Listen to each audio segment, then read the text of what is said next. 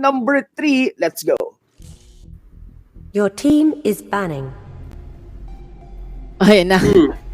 Hylos and Claude agad yung binan dito. Your Also the team is Popol banning. and Koopa. Well, Mo, wala it's gonna be Ling pa rin ba rito? they always band up.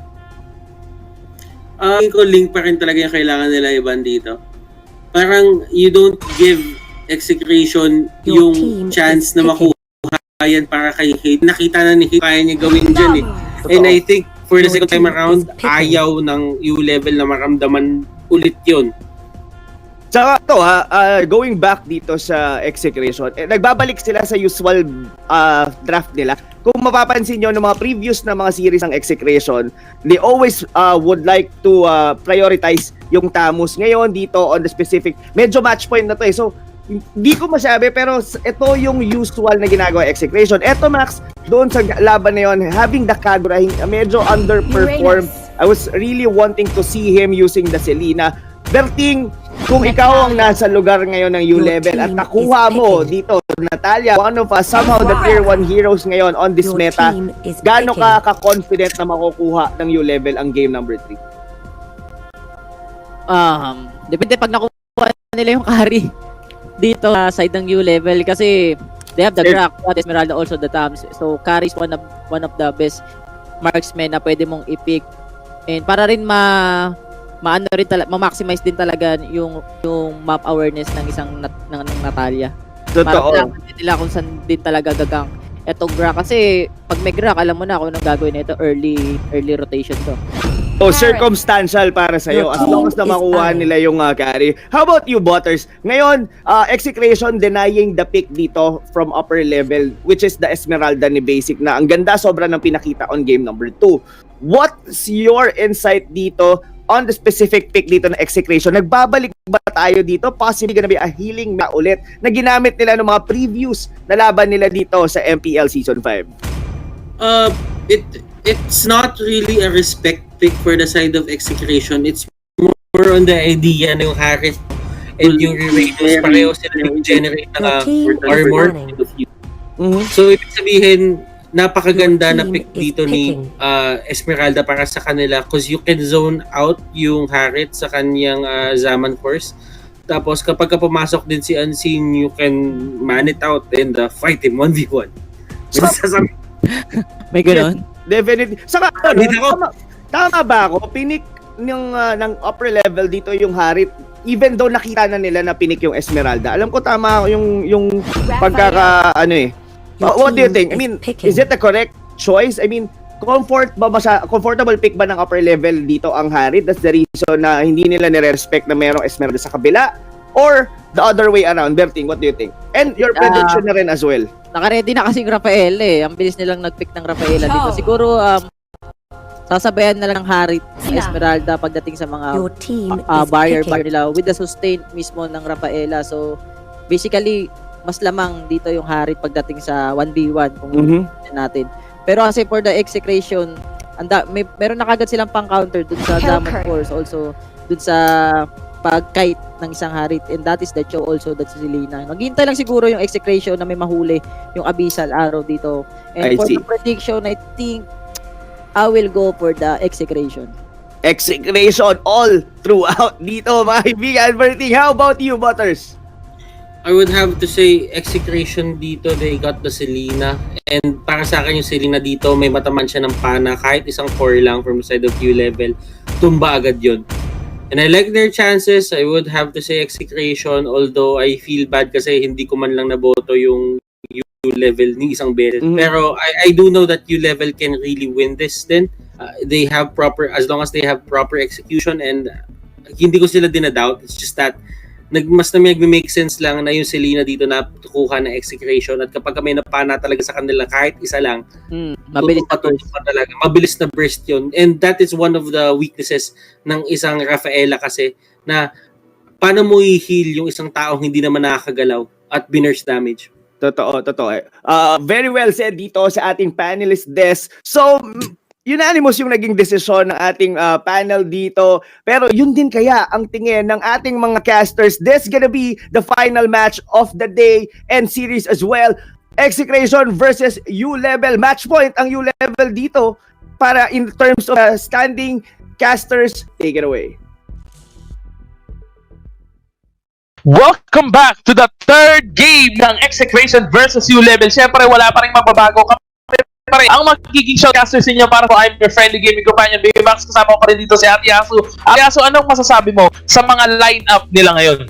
Before that, this is down to best of the best between Execration and U-Level. Sino ang may best na lineup this time? I'm thinking na Execration, well, hindi ko sinasabi na best na lineup ng Execration. If they can execute their lineup properly, they have the Tamus na hindi nilang pinaprayo P, kung mapapansin natin yung Tamus, and kung magagamit nila fully etong Tamus Esmeralda, the Jumping Brothers na line up, kung baga, para sa side ng Execration, lahat sila tumatalon for Execration. And mahuhuli U-Level, hindi rin sila ganun kakapala ng buhay, or hindi sila ganun kakunat, pero mukhang sinisimula na agad ni Zapno ang pangharas dito sa may top lane. He just want to cut the creep. Talagang gusto niya lang i-cut creep. Pag tigil Zapno, gusto niya lang din i-delay yung mga i-threat doon. At the same time, i-delay yung mga farming ng mga nasa top lane, or kung sino man yung tatapatan niya doon for Zapno, Kuya Bin. Pero nagkataon lang talaga na nakakasalubong yung draw. Pero take note look at both of that top laners health note. Si Zapno lang yung tumamig siya, pero nangalahati pareho yung buhay nila. And now for Team Execration, they are taking actually invading dito for the red buff. I think after nito, they might go for a gank dito kay Fitch on the top lane. Especially right now, nakaka-level 2 niya pa lang. Wala pa siyang blink out. It still actually take the first blood dito at Yasu. That is a very good rotation coming from Execration. I told you, Jump Brothers sila. Jump Brothers and Sisters. Samantalan sa Torres, they have enough HP. They have it sa sarili nila para sa lineup ng Execration. They have Zapnu on Chaknu, and they have Zapnu on the Tamus Esmeralda as well. They can survive those tower hits for a while para lang ma-burst down yung manipis na hero sa may top lane, and that would be Chu. And Execration dito, sinabi mo nga kanina na nag-invade sila on dead map. At unseen, mukhang nakita ang hindi nakikita dapat at the top lane. Another jump sister at the top lane. Mukhang makukuha na din almost. I think sapat na yung mga creeps at the top lane nga ba para ma-push yung turret? I think enough na kasi yung tatapot minion na draw. Nabuhay pa yung minion. No, uy, at sa minion. Yeah, Kuya. Nako, munti ka na yung turret doon, and pupunta na nga ang U-Level just to defend that kasi it's still too early for the turret to be taken down. Napakalaking bagay para sa Execration na makuha na ng isang first year turret sa top. That would be the reason kumuha yan ng Execration para maagang makaikot ang isang Tamus. And U-Level doesn't want that, especially right now na medyo behind yung levels nila compared sa course ng Execration. And I'm not feeling really good dun sa solo tank na Uranus. Inahabol nila dito si Deb. Makakatakas pa rin naman dito yung Execration, but they will be chasing Sick, looking for him, low on health. Actually dito si Basic, and napalabas nila sa Zaman Force, pero napakaganda pasok niyan coming from Unseen. But Unseen, sige, i-dash in, dash out mo, and kitang-kita ka namin. Makikita na rin ni Unseen yung base nila sa pagbalik niya, kasi isang hagupit coming from Execration. Chakno, he's dead. And U-Level, sabi ko nga sa'yo, hindi sila ganon kakunatan. And yung Uranus, hindi talaga ako fan ng Uranus. Hindi ako pabor sa Uranus solo tank.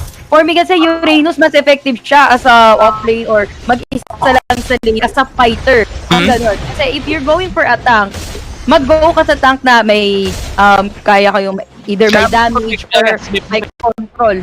Yun, kumbaga may Escanor, hindi din naman siya Escanor. Uranus, hindi. Uranus. Self-sustain si Uranus dito. Hindi siya masyadong helpful in terms of team fight sa mga kasangga niya. They do have Rafaela, yes, pero yung Zaman Force Brother dito ng U-Level, hindi pa nila masyadong na-maximize. Kita mo kung paano nila na-fend off itong si Basic doon sa Zaman Force kanina at na middle lane. And another Zaman Force, hindi na naman nila na fully nag-habit. Yep, Kuya Bay. Yes, Ate Yasu, I think kailangan ng ma-realize ni Escanor na kailangan siya during this team fights kasi nasabi na nga natin kanina na yung lineup ng U-Level is very squishy tulad ng nasabi mo. Pero ngayon, tignan mo mukhang magkakaroon tayo ng teamfight dito. Wild Charge coming from Chakno. Another follow-up with the Falling Simon from Esmeralda. Look at the damage. The shields is being stealed by Esme. Here comes Chakno with the power of nature. Another kill for Team Execration. 2 for 1 tayo. Ate Yasu.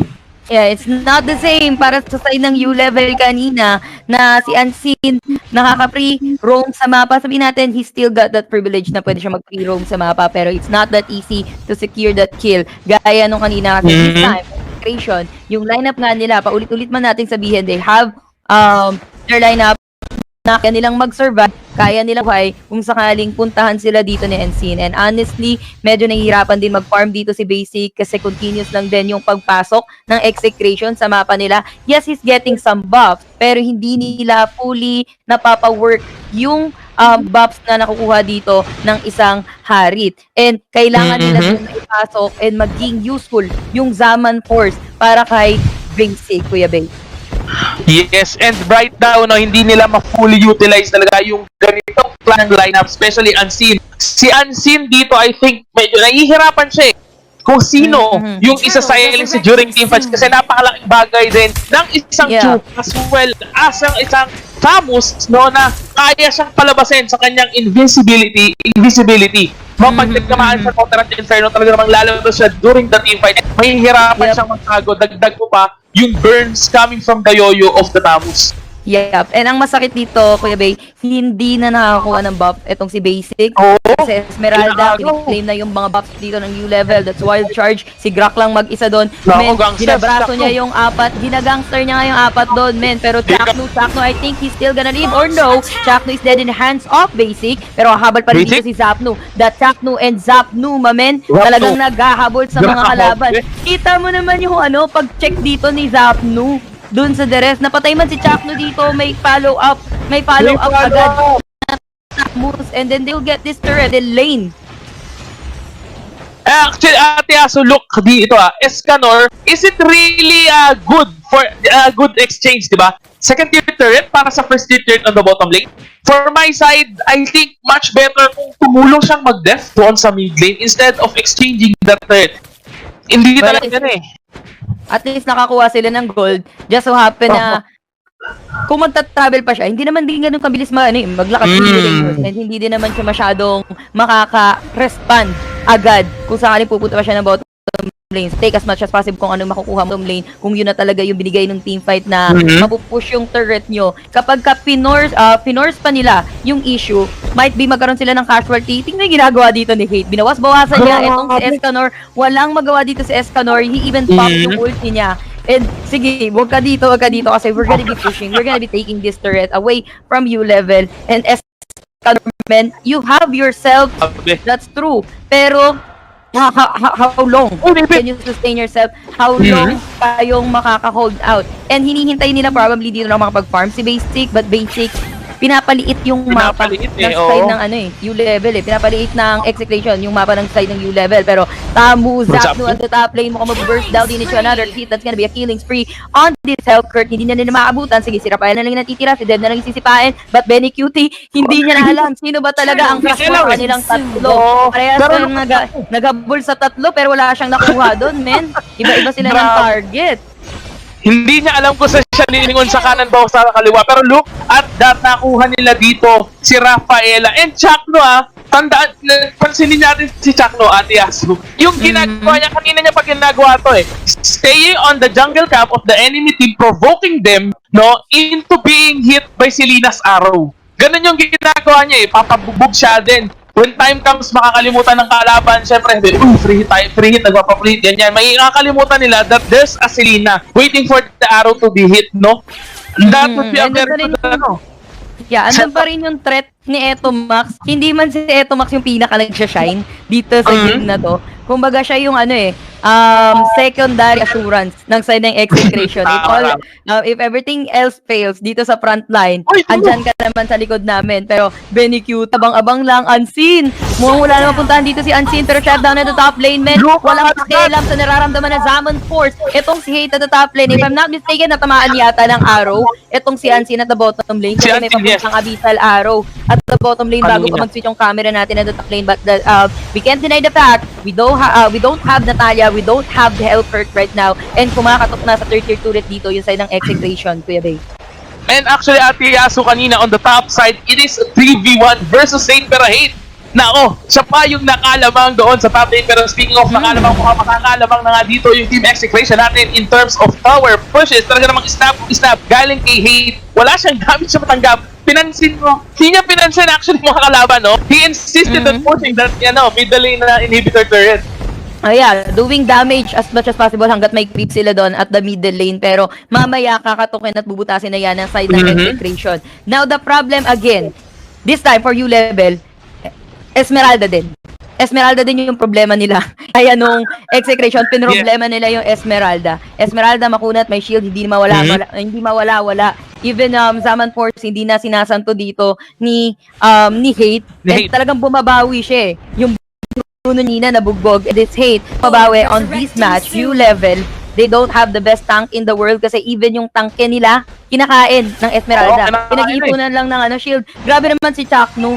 Nagpapaampo na sa U-level. Grabe to si Chakno. Wala masyadong damage. Hindi mo maintindihan kung Chakno. He just wants to be there. Ganun. Pero, anyway, mukhang makukunin na naman nila dito si Unseen. Unseen, he is trying his best na mag-sniper kung sino man yung mga nasa backlines. Pero, ang option niya lang, kaya niyang siguro mapatay dito ng Solo? unguarded, undefended, solo kill. Might be si Lina. Oo, eto Max lang. Pero that's not the case eh. Kasi bago pa makita si Lina, nakita na siya ng kalaban. And this is gonna be arrow para kay Chu. Chu is dead. Zaman Force, wala silang sa nararamdaman ng Zaman Force na yan. Pagsayawan sila dyan another stun coming from Benny Cutie pero wala sila makahuli. Way of the Dragon is still there and Minions is coming at the middle lane. The TPs as well. Butos na nila. Mukhang tatapusin nila. And Way of the Dragon. Huli na nga rito si Basic to fall down with a godlike streak on that Esmeralda. Mapapabagsak nila dito si Cho at si Alvin. Kill Esmeralda, hinakatid na sa base. Yung level, Escanor, hindi rin siya talaga makapronte. Alam nyo yung tank nyo, pero hindi siya tank talaga. Or hindi, ang hirap kasi mag-Uranus sa ganitong sitwasyon. And may Esmeralda, wala kang pang control, wala kang pang stun. How are you gonna hold this Esmeralda? And that's it, mga kaibigan. That's gonna be a victory para sa side ng Execration. Yes. They still won this series after all para sa Exefans dyan.